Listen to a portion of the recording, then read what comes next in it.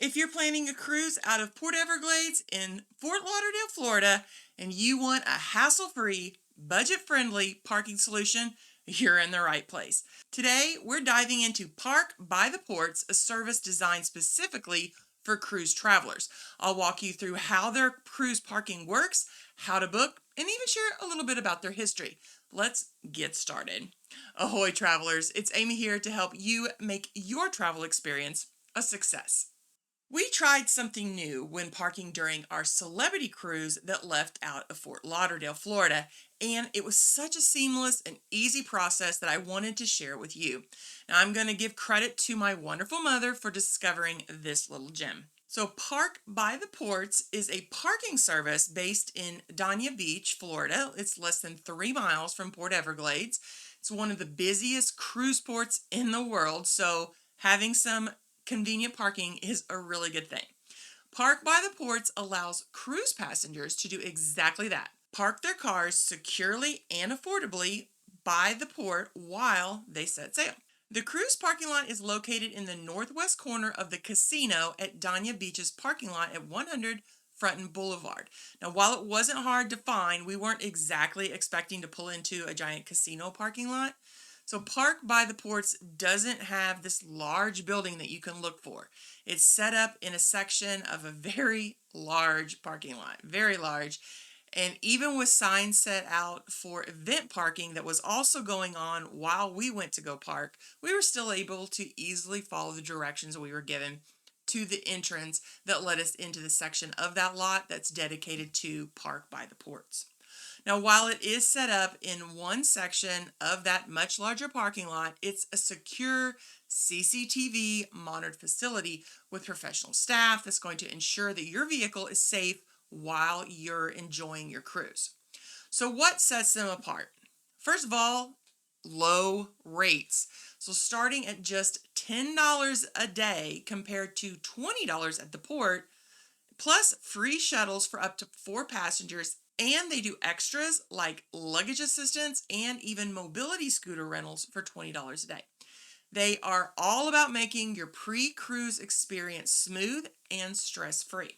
So let's break down how this works. So when you arrive at Park by the Ports cruise lot, you'll head to the orange trailer in the northwest corner of the casino parking lot. Check-in starts at 9 a.m. and the last check-in is at 2:30 p.m. with shuttles running from 7 a.m. to 3 p.m. because those 7 a.m.s are coming back from the cruise. So let's talk it through step by step. First is arrival and check-in. You're going to drive into the lot, pull up to that orange trailer, and like I said, there is no building to look for. You'll show your reservation confirmation, more on booking in a moment, and the friendly staff, and they will give you a return ticket and a vehicle tag. They will also help load your luggage onto the shuttle, the correct shuttle. You'll have to let them know which cruise you're sailing on. So the whole check-in process usually takes 15 to 20 minutes, so you're not stuck around waiting for a long time. But for the short time that you are waiting, there's also a shaded area to do so. So your next step is to hop on the complimentary shuttle, which takes you directly to your cruise terminal in about 7 minutes. Now, they took us through a back entrance that avoided traffic, and it dropped us off right by our terminal. And boy, that was so nice. Shuttles run every 20 to 45 minutes depending on the time of the day and can carry up to 4 passengers per vehicle for free or included in the cost. If you have more people, it's just $8 per additional passenger, and kids under 10 ride free. The staff handles your luggage so you can relax. You don't have to worry about that either. Now, when your cruise is over, you call the dedicated shuttle line once you're off the ship and you're ready for pickup. The shuttle will pick you up at your terminal and bring you back to the lot where your car is safely waiting. Now, it's not very hard to find these shuttles. They're usually a bright orange. Again, staff's going to then help you with your luggage, and if you have any mobility needs, they're happy to assist as well. Now, we were given a specific sticker for one of us to wear so that the shuttle driver could easily locate us while at the terminal. So that made it even better. Now, one thing to note, the lot does not accommodate RVs or oversized vehicles, so it's best for just standard cars, pickup trucks, SUVs. So the focus is on security, convenience, and getting you to your cruise without costing you a lot of money and breaking that bank. So if you're looking to book with Park by the Ports, it's super easy. Just visit the website, head to www.parkbytheports.com, select the cruise parking option as they have a separate lot for airport parking. So you want to make sure you're picking the right one. Choose your dates, enter your check-in and check-out dates and times. Now, this is important because it locks in your spot and that rate. Confirm and pay. So you're going to fill out a quick online form with your details and you're going to get a confirmation email. Like I said, rates start at $10 a day. They can vary by season, so booking online guarantees that lowest price. Taxes and fees may apply, but it's still a steal compared to port parking. And I did some research. We looked at a lot of stuff up, looked at some park and cruises where you stay at a hotel and they let you park your vehicle in the hotel parking lot while you're gone. They'll shuttle you back and forth.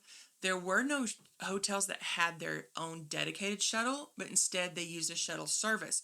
So when it was all said and done, even though it was cheaper to park at the hotel, once you added the shuttle service, it actually cost more than parking at the cruise terminal. This was a lot cheaper than any of that. So when you get there, you're going to want to show up, bring your confirmation to the lot the day that you cruise, and then you're good to go. Pro tip, book early, especially during any peak seasons like spring break, summer. That way you can secure your spot. If plans change, you can modify or cancel your reservation through the website, though it's worth checking their cancellation policy.